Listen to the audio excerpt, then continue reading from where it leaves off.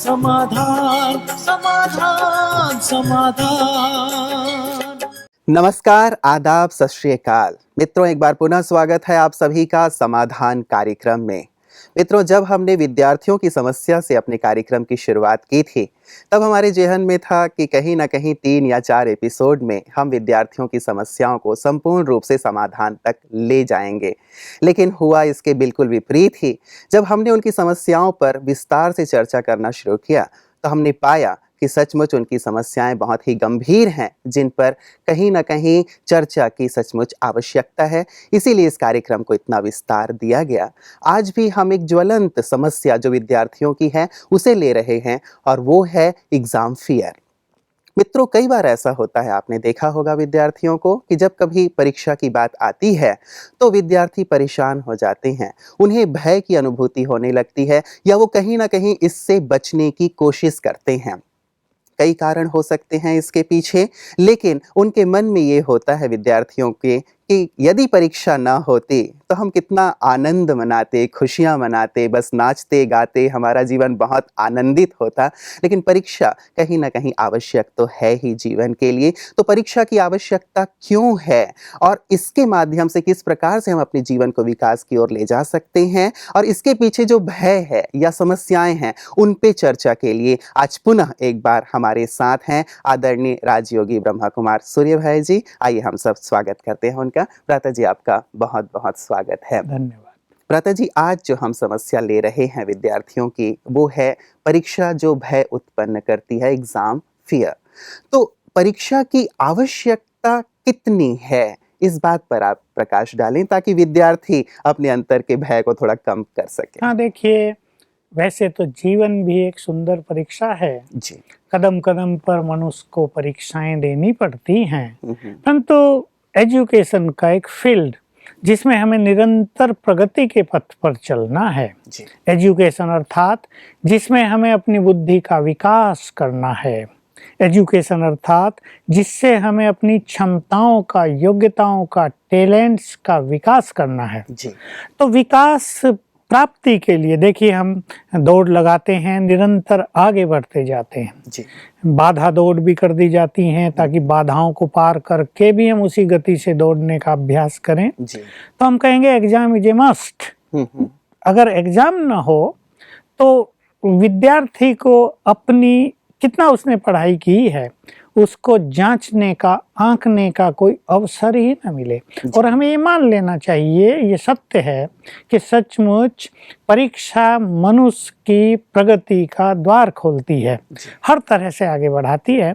मुझे एक प्रैक्टिकल बात याद आ रही है। जब हम हाई स्कूल में थे जी। तो हमारा जो स्कूल था वो इंटर कॉलेज था। नॉर्थ में इंटर कॉलेज 12वीं तक को कहा जाता है। जी। तो रिजल्ट बहुत वीक होता था, तो 11वीं 12वीं की क्लासेज हटा दी गई। अब रह गया हाई स्कूल, और प्रिंसिपल को चैलेंज दिया गया कि हाई स्कूल का रिजल्ट अगर बहुत अच्छा होगा तो इंटर कक्षाएं चालू की जाएंगी। अब रिजल्ट रहता था 30-40%। तो बिल्कुल लोग ऐसा समझते थे हाई स्कूल बहुत कठिन चीज है, इसको कोई पास ही नहीं कर सकता। तो प्रिंसिपल बहुत बुद्धिमान थे, उसने हाई स्कूल के बच्चों की हर मास परीक्षा लेनी प्रारंभ की। हमें याद है, हर मास परीक्षा देने से इतना अच्छा हुआ कि रिजल्ट 60% आ गया और इंटर कॉलेज को मान्यता मिल गई। तो देखिए, परीक्षाएं हर फील्ड में मनुष्य की उन्नति के लिए आवश्यक हैं।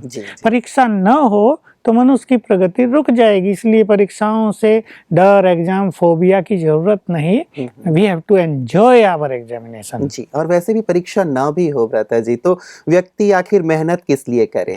जब वो एक अचीवमेंट देखता है, एक प्राप्ति देखता है, तब कहीं ना कहीं जाकर के वो मेहनत करता है, कुछ लगन से कुछ कार्य करता है। और जैसे आपने कहा कि इसी के बहाने उसके अंदर की जो शक्तियां हैं, क्षमताएं हैं, योग्यताएं हैं, वो सामने आती हैं। और यही बात कि अगर मनुष्य के सामने लक्ष्य ही न हो तो पढ़ेगा क्यों?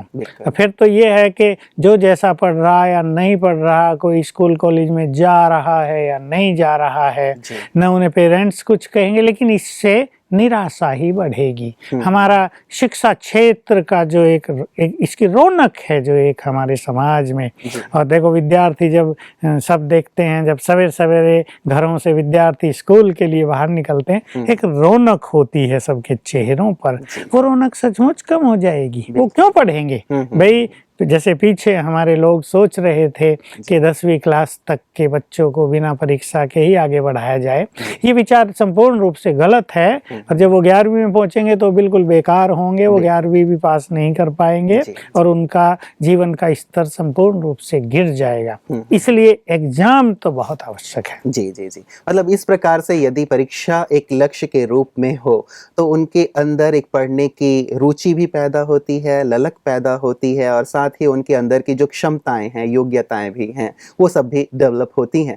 और कहीं ना कहीं ब्रता जी, जो हमारे पेरेंट्स हैं, टीचर हैं, वो भी कहीं बहुत ज़्यादा प्रसन्न होते हैं जब हम एग्ज़ाम देने के बाद हमारा एक बहुत अच्छा रिजल्ट आता है। बिल्कुल यही कि जब रिजल्ट आउट होता है, घरों में मिठाइयाँ बंटती हैं, टीचर्स के चेहरे देखने लायक होते हैं, बच्चे अपने टीचर्स से मिलते हैं, बहुत कुछ उन्हें ऑफर करते हैं, एक वो बहुत प्यार, सम्मान, अपनेपन की फीलिंग एग्जाम के बाद होती है। ये ठीक है, कुछ लोग असफल भी हो जाते हैं, उन्हें अपनी असफलताओं से सीखना है, लेकिन परीक्षा से पहले का समय और परीक्षा के बाद का समय, भले ही पहले का समय थोड़ा टेंस और बाद का समय आनंद से भरा हुआ होता है, लेकिन हमें दोनों को ही समान करना है। परीक्षा से पहले का समय भी एंजॉयबल और बाद का तो होता ही है। बिल्कुल बिल्कुल। परीक्षा के बाद बच्चे कितने 1 मास 2 मास का जो उनके पास समय होता है, कितना उसमें आनंद मनाते हैं, छुट्टियों के लिए जाते हैं भरपूर। मतलब ये देखा जाए, यदि परीक्षा ना हो तो उसके बाद का आनंद भी कहीं ना कहीं कम हो जाएगा। और साथ में अनेक बच्चे जिनके मन में ये फीलिंग रहती है, अगर इस बार मेरे 65% मार्क्स आए हैं, 70 लाने हैं, 75% आए हैं तो 80% लाने, 85 लाने हैं, तो मनुष्य का जीवन जो उमंग उत्साह से हमेशा आगे बढ़ता है और बढ़ना चाहिए, वो उमंग उत्साह बच्चों के मानस पर देखी जा सकती है। बिल्कुल बिल्कुल। वैसे भी हम बचपन में ये पढ़ा करते थे और कही जाती थी ये बात कि पढ़ोगे लिखोगे तो बनोगे नवाब और खेलोगे कूदोगे तो बनोगे खराब। तो वास्तव में पढ़ाई का जो एक लक्ष्य रहता है, तो पूरे साल विद्यार्थियों को कहीं ना कहीं वो जैसे व्यस्त रखता है, और साथ ही साथ उनके अंदर की जो योग्यताएं हैं उनको विकसित करता रहता है। और अनावश्यक चीज़ों से, जैसे टीवीज़ हो, मूवीज़ हो, घूमना फिरना हो, या जो जिनकी आवश्यकता नहीं है, उन चीज़ों में जो उनकी इन्वॉल्वमेंट है वो कम हो जाती है। ये बहुत अच्छी बात आपने कह दी जी। वैसे मैं करेक्ट करना चाहूँगा, खेलोगे कूदोगे बनोगे खराब, ये नहीं। खेलने कूदने वाले तो बहुत अच्छे बन गए हैं आजकल, खराब नहीं। अगर बिगाड़ेंगे, बुरे संग में जाएंगे और खेल कूद भी अननेसेसरीली टाइम वेस्ट करने वाला होगा पढ़ाई छोड़कर, तो इससे ये बैड इफेक्ट मनुष्य के ऊपर पड़ेगा अवश्य। दूसरी बात आप क्या कह रहे थे? जी, मैंने कहा भ्राता जी कि जैसे अनावश्यक रूप से और भी कहीं यदि उनके पास एक लक्ष्य नहीं होता कि हमें पढ़ करके अच्छे मार्क्स लेने हैं या अपने एग्जाम देना है, तो अपने समय को और कहीं लगा देते, टीवी, मूवीज में, घूमने फिरने। मुझे आपकी ये बात सुन के ख्याल आ रहा है कि इससे युवकों में, विद्यार्थियों में व्यसन बहुत बढ़ जाएंगे।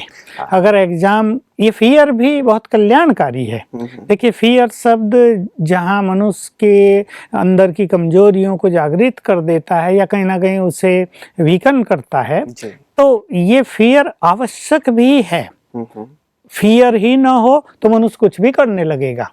उसे फियर ही ना हो माँ बाप का, उसे शिक्षकों का फियर ही ना हो, और भी कई तरह के भय ऐसे हैं जो मनुष्य को बुराइयों से बचाते हैं। इसलिए भय का होना भी कहीं ना कहीं आवश्यक है, लेकिन वो भय मनुष्य को नर्वस न कर दे, वो भय उसकी क्षमताओं पर प्रेशर न डालने लगे, वो भय कहीं ना कहीं उस को टेंशन में न ले आए, इसकी आवश्यकता है। मतलब गलत प्रभाव ना पड़े उसके ऊपर। यदि सही, जैसे कई बार हम ये सुना करते थे कि भगवान तुम्हें देख रहा है इसलिए तुम गलत काम मत करो, तो ये डर कहीं ना कहीं व्यक्ति को अच्छा कार्य करने के लिए प्रेरित मतलब करते थे।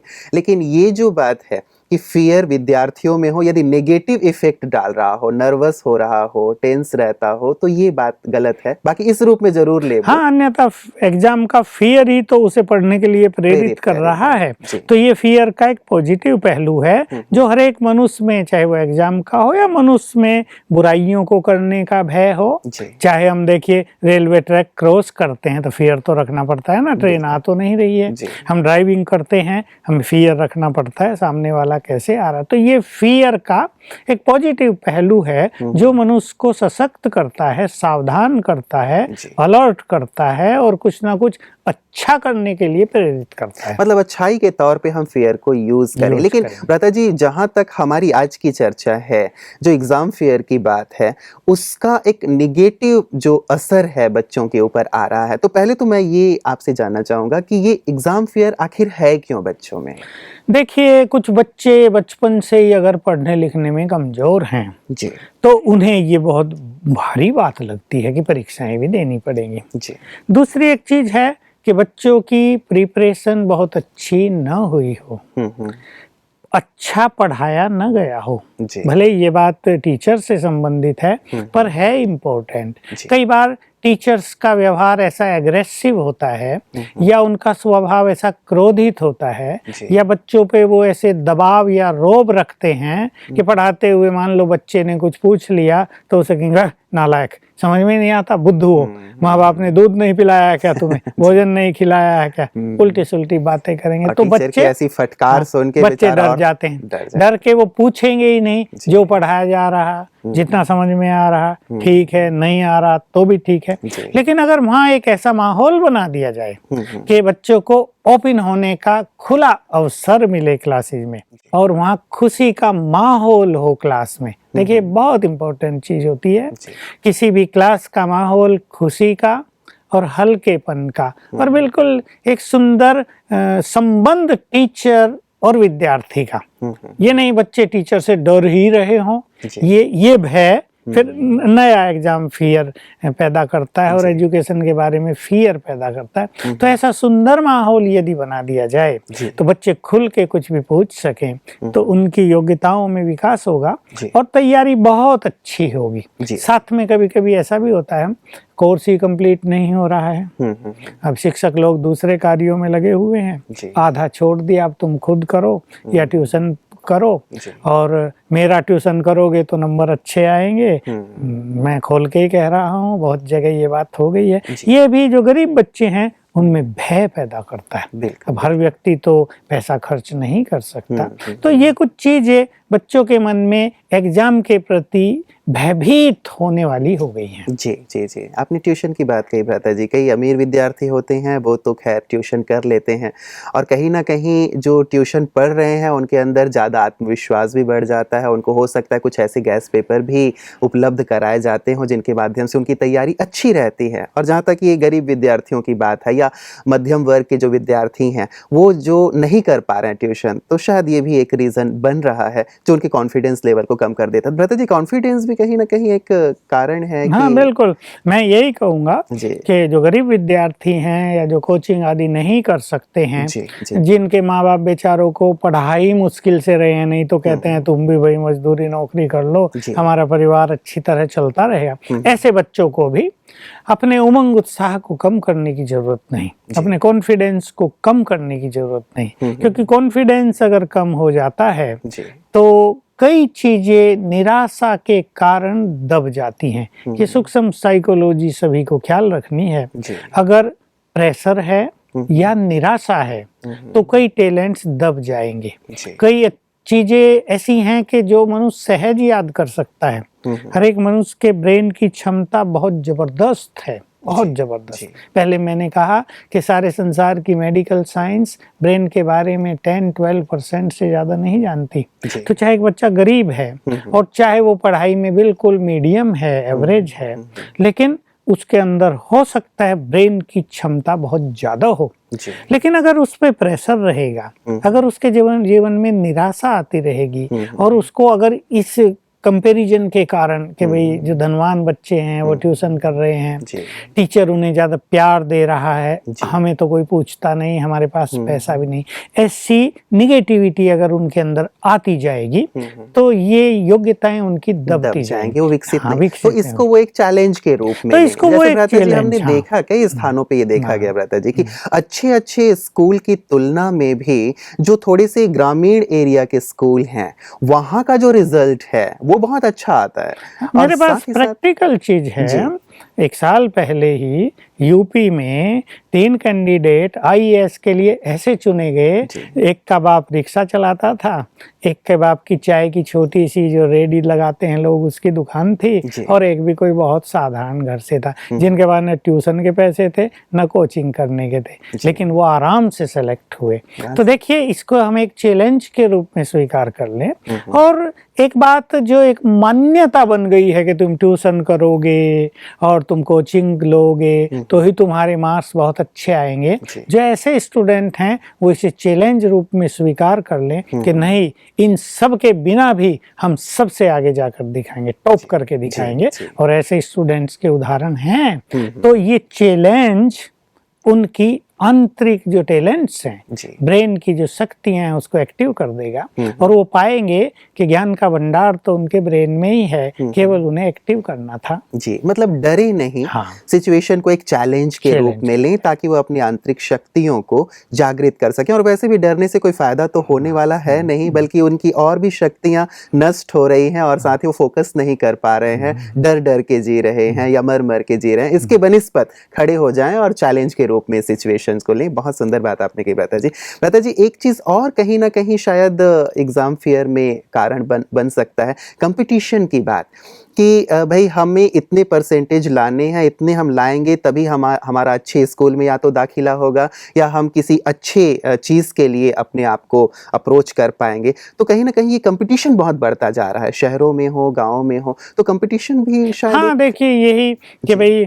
फलाने आईआईटी इंस्टीट्यूट में इतने मार्क्स होंगे तो डायरेक्ट सिलेक्शन हो जाएगा, मेडिकल इस फलाने जो प्रोमिनेंट कॉलेज हैं उनमें इतने मार्क्स होंगे तो तुम्हें ले लिया जाएगा। तो ये एक ऐसी चीज है जो अनेक विद्यार्थियों की एक लक्ष्य रहता है कि हमें वहाँ एडमिशन मिले, हम इस फील्ड में जाएं। अब बहुतों के पास पैसे का भी अभाव होता है, हालांकि आजकल आर्थिक रूप से मदद देने वाली बहुत संस्थाएं और सरकारी जो चीज़ें हैं वो भी काम कर रही हैं, लेकिन फिर भी कहीं ना कहीं भाई इतने आने ही हैं, 95 होंगे तो ही एडमिशन होगा, ये चीज भी एक सटिल लेवल पर उनके अंदर भय पैदा करती है। परंतु मैं ये कहता हूँ कि अगर लक्ष्य है कि 95 आएंगे लाने चाहिए तो भय तो उसको कम करेगा। इसलिए ये विद्यार्थी सभी जान लें कि भय हमारी परसेंटेज को कम करेगा और आत्मविश्वास, सेल्फ कॉन्फिडेंस हमें उससे आगे बढ़ाएगा। तो ऐसा अच्छा अपने अंदर उमंग भर लें कि ओके 95% चाहिए ना, 96 आएंगे। तो इससे उनकी जो ब्रेन की शक्तियां वो जागृत होकर उसी तरफ उन्हें ले चलेंगी। जी बिल्कुल, मतलब इसको डर के रूप में वो ना लें, बल्कि एक आत्मविश्वास पैदा करें कि डेफिनेटली मैं इतने परसेंटेज ला सकता हूं, मेरे अंदर वो योग्यता, क्षमता है, और उस पर भरपूर लग करके मेहनत करें। भ्राता जी, एक और चीज़ है जो मुझे लगता है कि कहीं ना कहीं रीज़न बनता है, आप भी इस पर प्रकाश डालें। परिवार का एक माहौल या माता पिता का प्रेशर, ठीक है वो अपेक्षा तो रखते हैं कि हमारा बच्चा डॉक्टर बने, इंजीनियर बने या फलाना बने या इतने परसेंटेज लाए, लेकिन जो प्रेशर की बात आ जाती है, उनकी अपेक्षाओं की बात आ जाती है, या कई बार परिवार का माहौल ऐसा होता है, वो भी तो कहीं ना कहीं एक फैक्टर बन जाता है। बिल्कुल ठीक बात है। कुछ बच्चों में जन्म से ही एक विशेष तरह का भय पनपता रहता है। आम व्यक्ति इसको नहीं जानता, लेकिन हर आत्मा, हर बच्चा पूर्व जन्मों से भी कई तरह के भय अपने साथ लाता है। पूर्व जन्म में उसके साथ क्या क्या बीता है, उसकी मृत्यु किस तरह से हुई है, वो हॉस्पिटल में पड़ा रहा है, उसे किसी ने पूछा नहीं है, उसको बड़ा कष्ट हुआ है लास्ट समय में, किसी डॉक्टर ने गलत इंजेक्शन दे दिया है, उसको अति पीड़ा के साथ देह का उसने त्याग किया है, तो ये भय उसके साथ चला आता है। अब इस भय के ऊपर यदि माँ का या बाप का प्रेशर भी हो और उसे थोड़ी धमकी भी दे दी जाती हूँ, जो कई बिना पढ़े लिखे माँ बाप कर देते हैं कि भाई ये करोगे तो ये नहीं होगा, ये नहीं करोगे तो ये होगा, और इतने मार्क्स आएंगे तो ही घर में आना, नहीं आए तो मुंह नहीं दिखाना। तो ये चीजें उनके जो अंदर जन्म जन्म का भय है, जो पहले से ही एक सबकॉन्शियस माइंड में समाया हुआ था, वो तेज होने लगता है। मेरे पास ऐसे कई बच्चों के भय के प्रैक्टिकल उदाहरण हैं जी।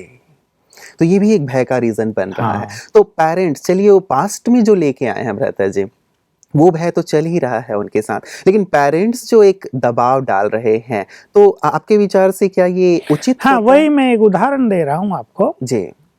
मुंबई की एक टीचर, लेडी टीचर जी, जो ट्यूशन कराती है और पढ़ाती भी है, उसकी अपनी एक लड़की।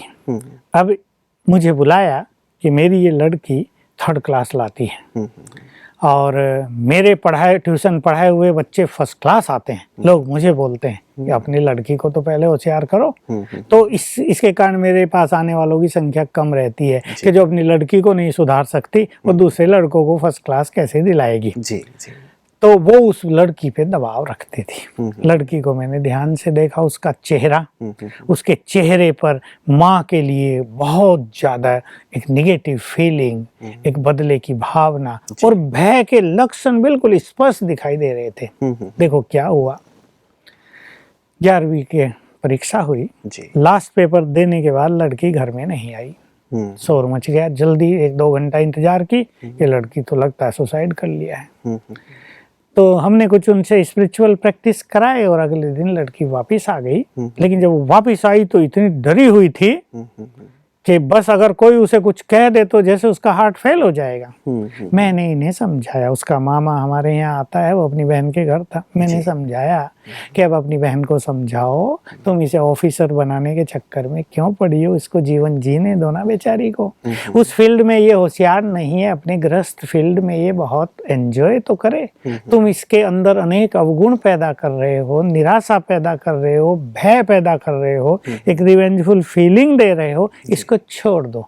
तब उन्होंने उसको मुक्त किया। अच्छा भाई, तुम जैसी हो वैसे रहो, आनंद तो लो, एंजॉय करो। अब वो बिल्कुल ठीक है और उसका पढ़ाई का परफॉर्मेंस भी बहुत सुंदर हो गया है। जी जी। मतलब एक दबाव यदि रखा जाता है कि तुमको इतना लाना है, तो कहीं ना कहीं उनके परफॉर्मेंस में भी बहुत ज्यादा अंतर देखने में आएगा, और साथ ही ये भी कि वो जैसा कर सकते हैं वैसा नहीं कर पाएंगे। तो बनिस्बत इसके कि दबाव डाला जाए, पेरेंट्स ये करें कि उन्हें इनकरेज करें कि तुम बहुत अच्छा कर सकते हो और ये करने से तुम्हारी। यही बात मुझे सभी पेरेंट्स को समझानी है जी, जो भी इस माध्यम से हमारी बात सुने, कि अगर बच्चों पर दबाव है, अगर उनके अंदर एक फियरफुल फीलिंग आप क्रिएट कर रहे हो, अगर आप उनकी खुशी को कुछ भी कह के नष्ट कर रहे हो, तो उनके ब्रेन में कई ब्लॉकेज हो जाएंगे।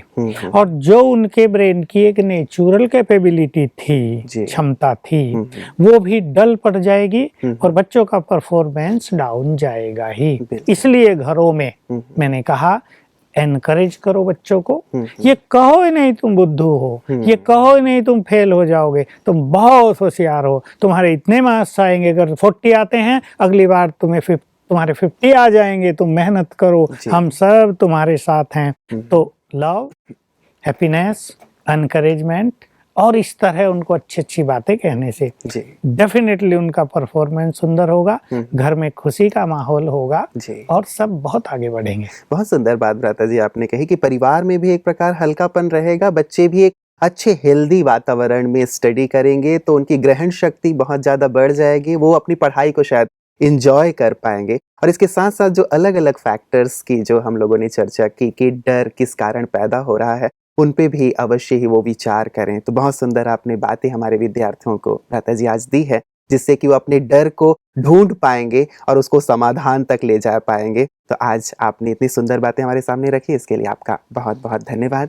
मित्रों, विद्यार्थी मित्रों, आपने देखा कि परीक्षा वास्तव में भय पैदा करने वाली नहीं है। परीक्षा आवश्यक है हमारे जीवन में हमारी उन्नति के लिए, हमारी आत्मिक शक्तियों को भी बढ़ाने के लिए, हमारी क्षमताओं को बढ़ाने के लिए, साथ ही हमें आगे बढ़ाने के लिए। आवश्यकता है अपने डर को, जो डर पैदा हो रहा है, उसे हम पॉजिटिव रूप में लें, कहीं ना कहीं रखें अवश्य इसे एक लक्ष्य के रूप में कि हमें अपने जीवन में आगे बढ़ने के लिए, परीक्षा में अच्छा परफॉर्म करने के लिए हमें ये करना अवश्य है। तो आज के लिए बस इतना ही। दीजिए इजाजत अपने मित्र को। नमस्कार। और दृढ़ मनोबल से कर दे तू पल भर में मुश्किलें आसान, पत्नी समकरनी के पावन जल से स्वर्ग बन जाएगा सारा ये जहान, सारा ये जहान। कहता है ये समाधान, समाधान।